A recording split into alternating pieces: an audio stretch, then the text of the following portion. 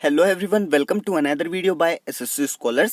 Guys, vocabulary की series में आज हम वर्ड पावर मेड इजी का चैप्टर नंबर 3 पढ़ने वाले हैं, जिसका नाम है how to talk about practitioners. Practitioners क्या है, आप सिंपली समझिए प्रोफेशनल्स, यानी कि व्यवसायी। क्लियर। तो आज के सेशन में हम प्रैक्टिशनर्स से रिलेटेड जो वोकैब है उसको पढ़ने वाले हैं, समझने वाले हैं बेहद आसानी से। बुक की अगर मैं बात करूं तो बुक में इस चैप्टर को 3 सेशंस में कवर करा गया है। सेशन नंबर 7 to 10, जिसको मैं आज आपको एक सिंगल वीडियो में कंप्लीट करा दूंगा। तो अगर आपने अभी तक chapter number 1 and chapter number 2 नहीं देखा तो वो जरूर देख लीजिए, क्योंकि अगर आप बिगिनिंग से स्टार्ट करते हैं तो आपको चीजें रिलेट होती हुई दिखाई देंगी, और जब आप चीजों को रिलेट करके पढ़ते हैं तो आपके लिए काफी ज्यादा आसान हो जाता है चीजों को समझना, चीजों को याद रखना।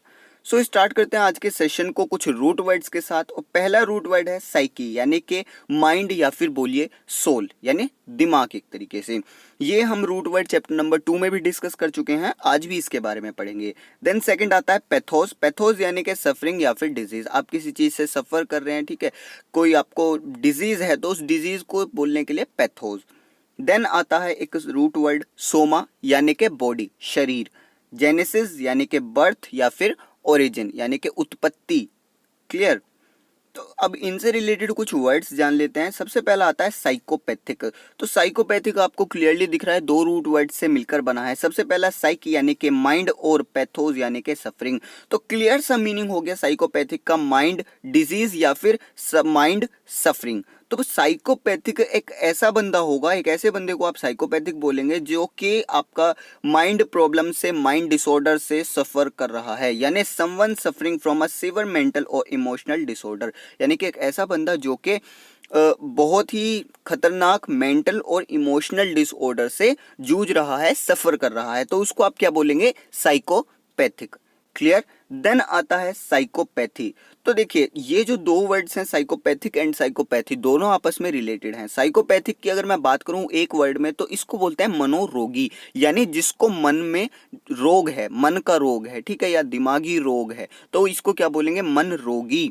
जबकि साइकोपैथी क्या है, साइकोपैथी है मन रोग, यानी कि ये क्या है, ये बीमारी का नाम है, ठीक है। और अगर किसी बंदे को बीमारी हो जाए तो उस बंदे को हम क्या बोलेंगे, साइकोपैथिक। यानी साइकोपैथी एक बीमारी है, और अगर किसी बंदे को हो गई तो उसे आप क्या बोलेंगे, साइकोपैथिक। तो साइकोपैथी क्या है, मेंटल इलनेस और डिसऑर्डर, यानी दिमागी तौर पे बीमार, मन रोग जिसको मैं बोल रहा हूं, ये मन रोग है, और ये क्या है, मन रोगी। आगे चलते हैं, वर्ड आता है साइकिक। साइकिक एक बहुत ही थोड़ा हटके एक वर्ड है, साइक से बना है, साइक यानी कि माइंड। अब साइकिक क्या है, एक ऐसा पर्सन जिसके पास जो है सिक्स्थ सेंस हो। बेसिकली अगर मैं बात करूं तो जो पीपल्स हैं उनके पास 5 सेंसेस होते हैं, बट ये क्या है, ये एक थोड़ा सा सुपर नेचुरल पावर्स हैं इसके पास, थोड़ा एक्स्ट्रा ऑर्डिनरी बंदा है, इसके पास एक सिक्स्थ सेंस है। और वो सिक्स्थ सेंस क्या है, एक स्पेशल गिफ्ट है गॉड के द्वारा जो इसे दिया गया है, वो है माइंड रीडिंग का, यानी कि ये बंदा दिमाग पढ़ सकता है। तो ऐसे बंदे को हम बोलते हैं साइकिक। साइक से बना है, यानी कि माइंड तो कहीं ना कहीं आना ही था। तो ये एक ऐसा बंदा है जो कि माइंड रीड करता है, माइंड रीडिंग की एक इसके पास जो है एबिलिटी है, एक सिक्स्थ सेंस है। देन आता है साइकोलॉजिस्ट। अब साइकोलॉजिस्ट क्या है, देखिए आपका ये बना है साइक यानी कि माइंड, और लास्ट में लग गया आईएसटी, यानी कि ये एक स्पेशलिस्ट है। मैंने आपको बताया अगर किसी वर्ड के एंड में आईएसटी आ जाए तो वो एक स्पेशलिस्ट है। तो साइकोलॉजिस्ट क्या हो गया, ये एक स्पेशलिस्ट है किस चीज में, ह्यूमन बिहेवियर में। यानी कि इसका काम क्या है, देखिए साइकोलॉजिस्ट क्या करता है, ये जो ह्यूमन बिहेवियर की डार्क मिस्ट्रीज हैं उनको सोल्व करता है, उनको सोल्व करने में स्पेशलिस्ट है। यानी कि मान लीजिए आपका जो बिहेवियर है वो बहुत ही चिड़चिड़े टाइप का है, ठीक है, यानी आपका जो बिहेवियर है ये उसे बताएगा कि ऐसा क्यों है, ठीक है। आपका जो बिहेवियर है उसको ये समझेगा। काफी सारे आप देखते होंगे इंडस्ट्रीज में, स्कूल्स में, इवन इंस्टीट्यूशंस में इस बंदे को रखा जाता है साइकोलॉजिस्ट को। क्यों, देखिए इंडस्ट्री में रखने का सीधा सा मतलब है आपके जो वर्कर्स हैं आप उनका समझ पाएं कि उनका जो बिहेवियर है, उनका जो माइंड सेट है वो क्या है, वो क्या चाहते हैं, ये आप समझ पाएं। और ये काम आपको कौन करके दे सकता है, साइकोलॉजिस्ट। क्लियर। तो ये क्या है, ये ह्यूमन बिहेवियर को, जो उसका एनालाइज करता है एक तरीके से, उसके अंदर ये स्पेशलिस्ट है माइंड बिहेवियर, जो आपके ह्यूमन बिहेवियर उसको लेकर, यानी कि आपके जो वर्कर्स हैं उनको ये बताएगा आपको कि उनके माइंड में क्या है, वो आपसे क्या एक्सपेक्ट करते हैं। तो इससे क्या होगा, आपके जो वर्कर्स होंगे वो बहुत ही रिप्रोडक्टिव और साथ ही साथ आपसे खुश रहेंगे। उसी तरीके से स्कूल्स में रखा जाता है ताकि जो बच्चे हैं वो आप समझ पाएं क्या चाहते हैं, कैसा टीचर वो चाहते हैं, और इवन टीचर्स से वो कैसे कनेक्ट रह सकते हैं, ये सभी जानना, ये सब किसका काम है, साइकोलॉजिस्ट का काम है। देन आता है साइको एनालिस्ट। तो साइको एनालिस्ट, अब देखिए साइक से बना है यानी कि माइंड, और एनालिस्ट आपको पता है जो कि एनालाइज करता है किसी चीज को। तो साइको एनालिस्ट यानी माइंड एनालाइजर। अब ये क्या बनता है, देखिए मान लीजिए आपका प्रेजेंट टाइम पे थोड़ा सा बिहेवियर अलग है, यानी आपको किसी चीज से डर बैठा हुआ है मन में, होता है ना काफी सारे बंदों को जो है किसी इंसान से डर लगने लगता है, ठीक, अचानक से। तो ये क्या करता है, ये आपके माइंड को एनालाइज करता है, ये माइंड एनालाइजर है। यानी कि आपका जो पास्ट में आपके जो कुछ सालों में बीती हुई घटनाएं हैं उनको आपसे ये निकालेगा, ठीक है, और कुछ सेशंस के थ्रू, कुछ थेरेपी के थ्रू आपसे पूछेगा, ठीक है, आप ही इसको बताएंगे, और ये फिर क्या करेगा, उन प्रॉब्लम्स को धीरे धीरे सॉल्व करेगा, ठीक है। ये जो सर्जरी का प्रोसेस है इसमें आपको कोई दवाई नहीं लेनी होती, कोई इसमें सर्जरी फिजिकली कुछ नहीं होता, जो भी काम होता है वो सब ब्रेन के साथ होता है। तो जो आपकी सर्जरी है वो ब्रेन की होती है, बाकी यहाँ पर फिजिकली कुछ भी नहीं होता, मेंटली सब कुछ जो है प्रोसेस चलता है। तो ये क्या करता है, आपके माइंड को एनालाइज करता है कि आपके साथ ऐसा क्या हुआ, वो सब चीज़ें आपको निकाल के समझता है, उसके बाद आपको उसका सोल्यूशन देता है। और ये जो सेशंस प्रोवाइड होते हैं ये बेसिकली 1 ईयर या उससे ज़्यादा चलते हैं, जिसके बाद आप बिल्कुल सही हो जाते हैं। यानी अगर आपको किसी चीज़ से डर लगता है प्रेजेंट टाइम पे, तो ये जानेगा कि वो डर क्यों बैठा हुआ है। यानी मान लीजिए, एक एग्जाम्पल देता हूँ आपको बहुत ही अच्छा, मान लीजिए आपको जो है अस्थमा हो चुका है, तो आपको साइको एनालिस्ट के पास जाना पड़ेगा साइको एनालिसिस के लिए, ठीक है। साइको एनालिस्ट के पास आप गए तो वो क्या करेगा, जो थेरेपिस्ट है वो आपको आपकी पास्ट लाइफ के बारे में आपसे पूछेगा, ठीक है, उसमें खंगालेगा कि ऐसा क्या हुआ था जिसकी वजह से आपको ये अस्थमा हो गया। तो उसे वहाँ से पता चलेगा कि भाई आपके, मैं एग्जाम्पल के लिए बोल रहा हूँ, आपके जो मदर एंड फादर हैं वो आपसे काफ़ी ज़्यादा एक्सपेक्टेशंस रखते हैं कि आप जो है एकेडमिक सेशंस में अपने काफ़ी बेहतर करें। तो आपके अंदर जो है एक प्रेशर बना रखा है आपके ऊपर आपके पेरेंट्स ने, जिसको आप फुलफिल नहीं कर पा रहे एक तरीके से। तो क्या है, आपको एक डिजीज हो गई, एक एंग्जाइटीज की वजह से आपको जो है अस्थमा हो गया। तो एनालाइजर जो है, ये माइंड एनालाइज किया इसने क्या बताया कि आपके दिमाग में जो बात बैठी हुई है वो कौन सी है, कहाँ से वो बात बैठी और उसका सॉल्यूशन क्या है। ये सभी काम किसके हैं, साइको एनालिस्ट के। देन आता है साइको एनालिसिस। साइको एनालिसिस क्या है, देखिए साइको एनालिस्ट जो काम करता है वो कहलाएगा साइको एनालिसिस, यानी कि माइंड को एनालाइज करना, ये क्या कहलाएगा, साइको एनालिसिस। और माइंड को एनालाइज करने वाला जो बंदा होगा वो कहलाएगा साइको एनालिस्ट। यानी ये एक प्रोसेस है, और ये क्या है, ये एक एक्सपर्ट है, एक स्पेशलिस्ट है। देन आता है साइकोसोमेटिक, बहुत ही ज्यादा इंपॉर्टेंट है। साइकोसोमेटिक क्या है, powerful influence of unconscious mind on bodily diseases, यानी कि आपके जो माइंड से, ठीक है, आपका जो अनकॉन्शियस माइंड है उसकी वजह से असर पड़ रहा है आपकी जो बॉडीली डिजीज है। यानी कि आपको कोई शरीर में कोई बीमारी है तो उस पर जो आपका माइंड है उसका काफ़ी ज़्यादा असर पड़ता है। मैं आपको एग्जांपल दूं तो देखिए होता क्या है, जब आप अपने दिमाग पर ज़्यादा जोर डालते हैं तो आपके सिर दर्द होने लगता है। तो ये जो हेडेक है ये क्या है, देखिए आप काम कर रहे हैं माइंड से, ठीक है, लेकिन दर्द कहाँ हो रहा है, एक बॉडी के पार्ट में हो रहा है, ना कि माइंड में। तो ये सब क्या है, ये साइकोसोमेटिक। अगर मैं किसी बीमारी को साइकोसोमेटिक बोलता हूं तो उसका मतलब है वो आपके बॉडी में हुई है, और क्यों हुई है, आपके माइंड की वजह से, ठीक है। आपका जो माइंड है वो उस बीमारी का कारण है, और वो बीमारी आपके बॉडी में हुई है। देन आपका वर्ड आता है साइकोजेनिक।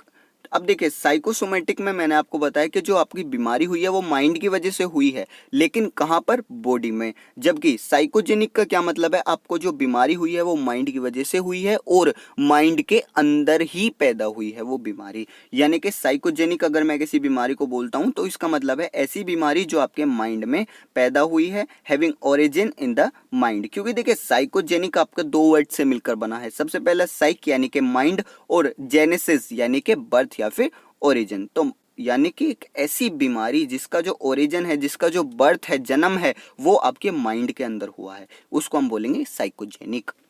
देन आता है साइकोथेरेपी। अब देखिए साइकोजेनिक आपको कोई डिसऑर्डर है या फिर आपको सोमैटिक डिसऑर्डर है तो उसका इलाज आपको कराना होगा, और इलाज को हम क्या बोलते हैं, साइकोथेरेपी। क्लियर, साइक यानी कि माइंड और थेरेपी आप जानते हैं किसी चीज का ट्रीटमेंट, तो ये क्या है, माइंड का ट्रीटमेंट है। आपको साइकोजेनिक डिसऑर्डर है कोई या साइकोसोमैटिक डिसऑर्डर है तो उसका ट्रीटमेंट को हम उस प्रोसेस को बोलेंगे साइकोथेरेपी। देन आता है साइकोथेरेपिस्ट।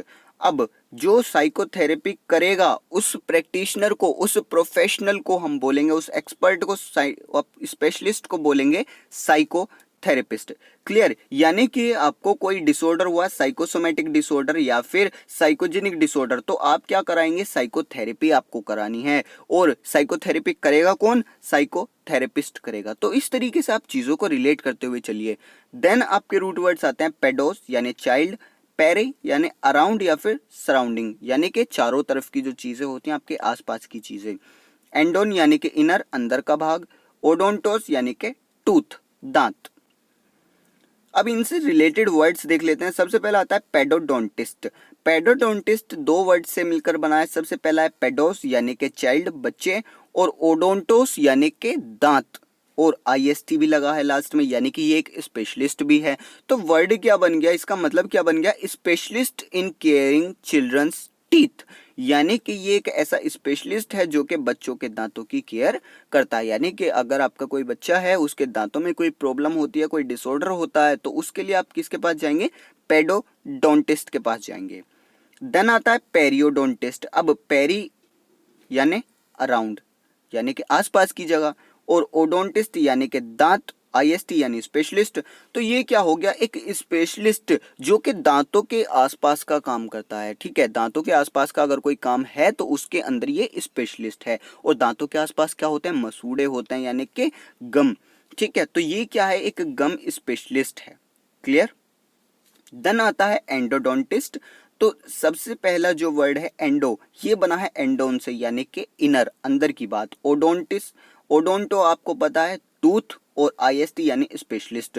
तो ये एक स्पेशलिस्ट है, और किस चीज में स्पेशलाइज है ये, देखिए आपका जो दांत के अंदर का जो भाग होता है, ठीक है, यानी कि आपका जो टूथ का पल्प होता है, दांत का जो पल्प होता है, और साथ ही साथ जो आपकी रूट कैनाल थेरेपी है उसमें काम करेगा। यानी कि एक तरीके से ये क्या है, आपके जो दांत हैं उनके अंदर वाले भाग के जो काम होंगे उसमें ये स्पेशलिस्ट है। देन आता है एक्सोडोंटिस्ट। तो देखिए एक्स जो है इसका मतलब होता है आउट, ठीक है, यानी बाहर, और ओडोंटोस यानी टीथ, आईएसटी यानी कि स्पेशलिस्ट। तो ये एक ऐसा स्पेशलिस्ट है जो कि दांतों को बाहर निकालता है। ठीक है, हु एक्सट्रैक्ट टीथ। क्लियर, एक ऐसा स्पेशलिस्ट जो कि आपके दांतों को एक्सट्रैक्ट करता है उसको हम बोलते हैं एक्सोडोंटिस्ट। क्लियर हो गया। देन आते हैं कुछ अदर रूट वर्ड्स। सबसे पहला है ऑप्टिकोस। ऑप्टिकोस यानी कि विजन। क्लियर, आपको आंखों से कितना दिखता है वो आपका क्या है, विजन। ठीक है, यानी कि आपके देखने की शक्ति। देन मेट्रॉन यानी मीजर, मापना। थर्म यानी कि हीट, ताप। बैरोस यानी कि वेट, भार। स्फिग्मोस यानी कि पल्स। अब इनसे रिलेटेड कुछ वर्ड्स देख लेते हैं। सबसे पहला आता है ऑप्टोमेट्रिस्ट। ऑप्टोमेट्रिस्ट दो वर्ड से मिलकर बना है। सबसे पहला है ऑप्टिकोस। ऑप्टिकोस का मतलब होता है विजन। क्लियर, और मेट्रॉन यानी मीजर। तो विजन और मीजर, तो ऑप्टोमेट्रिस्ट, और आईएसटी भी लगा है देखिए बाद में, यानी ये एक स्पेशलिस्ट है। किस चीज में स्पेशलिस्ट है, विजन को मीजर करने में ये एक स्पेशलिस्ट है। अब यहीं से कुछ अदर वर्ड्स रिलेट करते हैं हम। थर्मोमीटर। थर्मोमीटर में आपके दो वर्ड्स यूज किए गए हैं। सबसे पहले देखिए थर्मो जो बना है ये बना है थर्म से यानी कि हीट, ताप।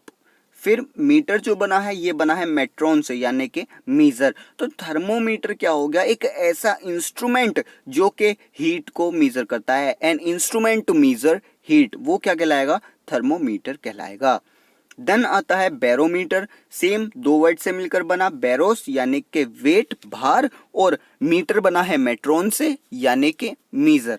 तो ये एक ऐसा इंस्ट्रूमेंट होगा जो कि एटमॉस्फेरिक प्रेशर को, यानी कि आपका जो एटमॉस्फेयर की वजह से जो दाब है उसको ये मीजर करता है, मापता है। फिर आता है आपका स्फिग्मोमैनोमीटर, इसको थोड़ा सा ध्यान से पढ़िए। ये जो वर्ड है आपको बोलने में हो सकता है प्रॉब्लम हो, तो आप धीरे से इसको पढ़िए, ठीक है, स्लोली स्लोली। स्फिग्मोमैनोमीटर ये क्या है? देखिए स्फिग्मोस से बना है और स्फिग्मोस का मतलब है पल्स, ठीक है, और मीटर आप सभी जानते हैं मेट्रोन से बना है यानी कि मीजर। तो ये एक ऐसा इंस्ट्रूमेंट है जो कि ब्लड प्रेशर को मीजर करता है। आप पल्स मीजर कर रहे हैं यानी कि आप ब्लड प्रेशर को मीजर कर रहे हैं, बीपी को माप रहे हैं, तो वो क्या कहलाएगा? स्फिग्मोमैनोमीटर। देन आता है ओस्टियन यानी कि बोन, हड्डी। पैथोस यानी कि सफरिंग या फिर कहिए डिजीज, पहले भी हम इस रूट वर्ड को डिस्कस कर चुके हैं। देन आता है पोडोस, पोडोस यानी कि फुट, पैर। फिर आता है इएटेरिया, इटेरिया का मतलब है मेडिकल हीलिंग, ठीक है, कोई भी आपको जब बीमार हो जाते हैं तो आप हील करते हैं उस चीज को, तो मेडिकल हीलिंग आपका कहलाएगा। अगर किसी वर्ड के एंड में इएटेरिया आ जाता है तो उसका मतलब है मेडिकल हीलिंग। सो कुछ रूट वर्ड से हम वर्ड बना लेते हैं। सबसे पहला आता है ओस्टियोपैथ। ओस्टियोपैथ आपको पता है दो वर्ड से मिलकर बना है। सबसे पहला वर्ड है ओस्टियोन यानी कि बोन, हड्डी, और पैथ ही बना है आपका पैथोस से यानी कि सफरिंग। तो ओस्टियोपैथ क्या हो गया? बोन सफरिंग, यानी कि एक ऐसा बंदा जिसको कि हड्डियों में परेशानी है, हड्डियों की बीमारी है, वो हड्डियों की बीमारी से सफर कर रहा है, उसको हम बोलेंगे ओस्टियोपैथ। क्लियर?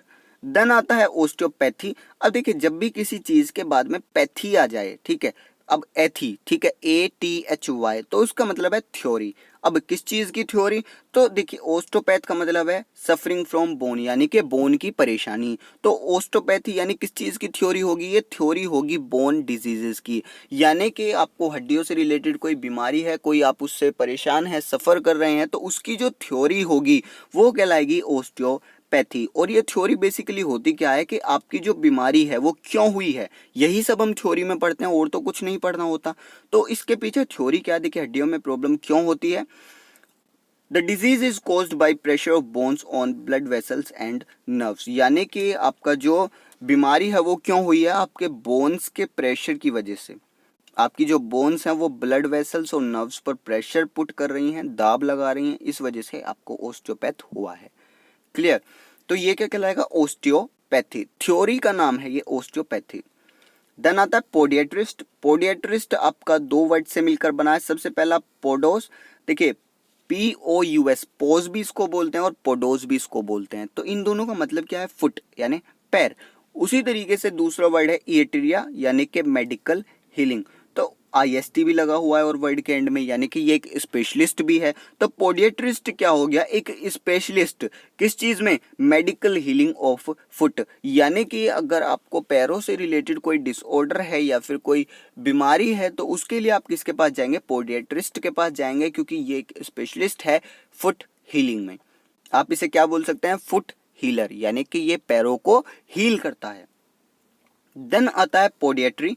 पोडिएट्री क्या है? देखिए पोडिएट्रिस्ट जो काम करता है उसी को हम बोलते हैं पोडिएट्री, यानी प्रैक्टिस डन बाय पोडिएट्रिस्ट।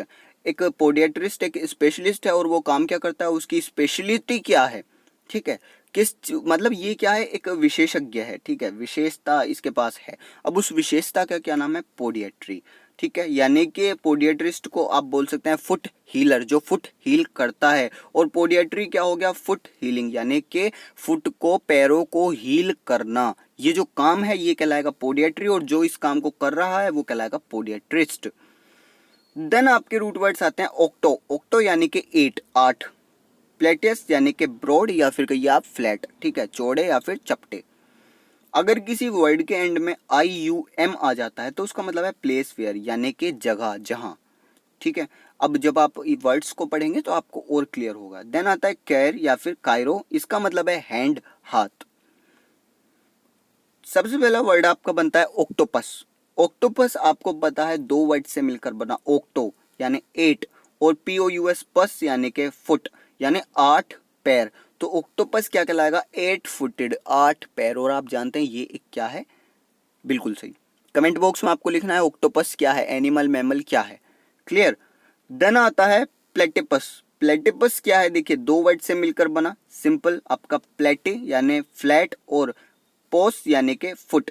तो ये एक ऐसा जानवर है, एक ऐसा मैमल है जो कि चपटे पैरों का होता है। प्लेटिपस यानी के फ्लैट फुटेड। इसके बाद आता है पोडियम। पोडियम मैंने आपको बताया जब भी किसी वर्ड के एंड में IUM आ जाए उसका मतलब है प्लेस वेयर। और पोड आपका बना है पोडोस से यानी कि फुट। तो एक ऐसी जगह जहां पर पैर रखे जाते हैं, अ प्लेस फॉर फिट, पैरों के लिए जगह, या फिर आप इसे बोल सकते हैं स्पीकर्स प्लेटफॉर्म, जहां पर स्पीकर के पैरों के लिए जगह होती है, वो क्या कहलाएगा? पोडियम। फिर आपका बनता है ट्राइपोड। ट्राई मतलब थ्री और पोड बना है पोडोस से यानी कि फुट, पैर। तो ट्राइपोड क्या कहलाएगा? 3 फुटेड यानी कि 3 पैरों वाला। काइरोपोडिस्ट। काइरोपोडिस्ट क्या है? देखिए, काइरो आपका मतलब है हैंड और पोडोस यानी कि फुट, IST यानी कि स्पेशलिस्ट। तो देखिए, अभी मैंने कुछ देर पहले आपको एक वर्ड पढ़ाया था पोडियाट्रिस्ट। तो पोडियाट्रिस्ट क्या है? ये फुट को यानी पैरों को हील करता है। उसी तरीके से काइरोपोडिस्ट क्या है? ये एक स्पेशलिस्ट है जो कि हैंड्स को हील करता है। देखिए, पुराने टाइम में क्या होता था, मशीनें इतने नहीं थी, तो इंसान जो है अपने हाथों से ही सब में काम करते थे। ठीक है, जो भी काम करना है हाथों से, तो उनको जो है बीमारियां, डिसऑर्डर्स भी ज़्यादा होते थे। तो पुराने टाइम पे इसको बोलते थे हम काइरोपोडिस्ट। ये जो स्पेशलिस्ट है इसको काइरोपोडिस्ट बोलते थे क्योंकि इसके पास हाथों का काम ज़्यादा आता था। ठीक है, अब क्या है, अब काफ़ी सारी मशीनें हैं तो इतना हाथों का नहीं है। अब क्या है, हाथ और पैर दोनों की बीमारियां जो हैं काफ़ी ज़्यादा कम हो चुकी हैं। तो अब जो आपका नया स्पेशलिस्ट है, यानी पुराने टाइम में स्पेशलिस्ट एक ही है। पुराने टाइम में इसको बोलते थे काइरोपोडिस्ट क्योंकि हाथों की बीमारी ज़्यादा आती थी। अब इसको बोलते हैं हम, क्या बताया मैंने अभी आपको, अब इसे हम बोलते हैं पोडियाट्रिस्ट। क्योंकि अब ज़्यादातर जो है हाथों की जो केयरिंग है वो अच्छे से इंसान कर लेता है, लेकिन जो फुट हीलिंग है उसमें थोड़ी सी प्रॉब्लम आती है। तो काइरोपोडिस्ट पहले का नाम है और पोडियाट्रिस्ट अभी का नाम है। फिर जैसे मैंने आपको बताया पोडियाट्रिस्ट क्या काम करता है, पोडियाट्री करता है, उसी तरीके से काइरोपोडिस्ट क्या करता है, काइरोपोडी करता है। यानी कि एक बंदा जो कि हाथों को हील करता है, हैंड्स हीलर, वो कहलाता है काइरोपोडिस्ट। और हाथों को हील करना, ये जो प्रोसेस है, ये जो प्रैक्टिस है, काम है, ये कहलाएगा काइरोपोडी। क्लियर? देन आपके रूट वर्ड्स आते हैं कैलोस यानी ब्यूटी, कैकोस यानी बैड, बुरा, कार्डिया यानी हार्ट, दिल, फोटो यानी लाइट, फोनो यानी कि साउंड, टेले यानी डिस्टेंस, बायोस यानी कि लाइफ, और गैरस यानी कि ओल्ड एज, वृद्धावस्था। अब इनसे वर्ड्स देख लीजिए। सबसे पहला बनता है काइरोग्राफी। काइरोग्राफी आपका वर्ड बना दो रूट वर्ड से मिलकर। सबसे पहला काइरो, काइरो यानी कि हैंड, हाथ, और ग्राफी बना है ग्राफेन से जिसका मतलब है टू राइट यानी लिखना। तो काइरोग्राफी क्या है? काइरोग्राफी है how to develop hand writing, यानी कि ये क्या है, काइरोग्राफी आप बोलेंगे कि आप हैंड राइटिंग को कैसे डेवलप कर सकते हैं, उस प्रोसेस को बोलेंगे काइरोग्राफी। ठीक है, यानी काइरोग्राफी क्या है, आप ये चीज़ सीख रहे हैं कि हैंड राइटिंग कैसे डेवलप करें। ब्यूटीफुल हैंड राइटिंग, एक अच्छी हैंड राइटिंग आपको डेवलप करनी है तो वो कैसे करें, वो कैसे करें, ये क्या कहलाएगा, काइरोग्राफी। और अगर आपके पास एक ब्यूटीफुल हैंड राइटिंग है तो वो क्या कहलाएगा, कैलीग्राफी, यानी कि सुलेख जिसको बोलते हैं। ठीक है, ब्यूटीफुल हैंड राइटिंग सुलेख बोलते हैं। तो पुराने टाइम में क्या होता था, जो महर्षि वगैरह होते थे, जो साधु वगैरह होते थे, वो लिखते थे ज़्यादातर सुलेख, तो वो क्या कहलाएगी, कैलीग्राफी। यानी अगर आपकी हैंडराइटिंग अच्छी है तो वो कहलाएगी कैलीग्राफी। एक अच्छी राइटिंग का होना, एक अच्छी हैंडराइटिंग कैलीग्राफी, और एक अच्छी हैंडराइटिंग सीखना कि वो कैसे आएगी, उस प्रोसेस को बोलेंगे काइरोग्राफी। अब मैंने आपको बताया कैलीग्राफी क्या होता है, एक ब्यूटीफुल हैंडराइटिंग। अब जिसकी ब्यूटीफुल हैंडराइटिंग है उस पर्सन को क्या बोलेंगे, कैलीग्राफर। यानी कि कैलीग्राफी क्या है, सुलेख, और जो सुलेख लिखता है उसको क्या बोलेंगे, कैलीग्राफर। क्लियर हो गया? इसके बाद आता है कैकोग्राफी। तो कैको आपका बना है कैकोस से यानी कि बैड, बुरी, और ग्राफी बना है ग्राफेन से, टू राइट। तो यानी कि कैकोग्राफी क्या हो गया, हैविंग अ बैड हैंडराइटिंग, यानी कि बुरी हैंडराइटिंग का होना। ग्राफोलॉजी, अब देखिए ग्राफोलॉजी एक जो है बहुत ही बढ़िया थ्योरी है, बहुत ही बढ़िया जो है एक वर्ड है। ग्राफ, ग्राफीन से बना है यानी टू राइट, और लास्ट में आ गया लॉजी। तो मैंने आपको बताया जब भी किसी वर्ड में एंड में लॉजी आ जाता है उसका मतलब है साइंस या फिर स्टडी। तो ये क्या है, साइंस या फिर study of deducing a person's character from his her hand writing. यानी कि आप क्या कर रहे हैं, एक बंदे की हैंड राइटिंग आपने देखी और उसके बेस पर आप उसके कैरेक्टर को डिड्यूस कर रहे हैं।